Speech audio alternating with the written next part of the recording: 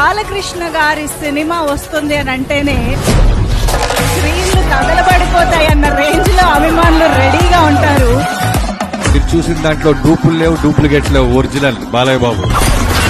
గుర్రం ఎక్కింది ఆయనే, నడిపింది ఆయనే, గ్యాలప్ ఇచ్చింది ఆయనే, యుద్ధానికి వచ్చేది కూడా ఆయనే. ఒక 5 బ్లాకులు నేను 5 బ్లాకులు చూశాను.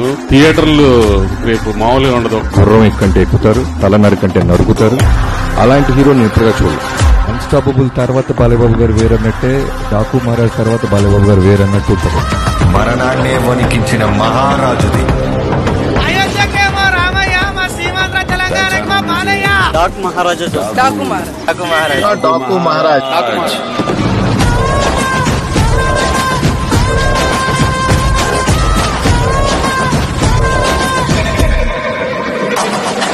ఆల్వేస్ డాకు మహారాజా. బాగా ఎంగుగా అవుతున్నాడు. బాలయ్య గారు అంటే డైలాగ్ పక్కా మాస్. బాలయ్య అంటే ఒక క్రేజ్ ఉంటది. గుర్రం చెవల మధ్యలోంచి ఆయన విజువల్ కనబడుతుంది. ఆయన ఎవరికి పోటీ కాదు, ఆయన పోటీ. బాలయ్య అంటేనే డైలాగ్ ఫైట్లు బ్రో. ఆయన ఎంట్రీకి అరగంట సౌండ్లు ఉంటాయి. ఒక్కొక్కల పెప్సీ బాలయ్య బాబు బాలయ్య. జై బాలయ్య. జై బాలయ్య. జై బాలయ్య.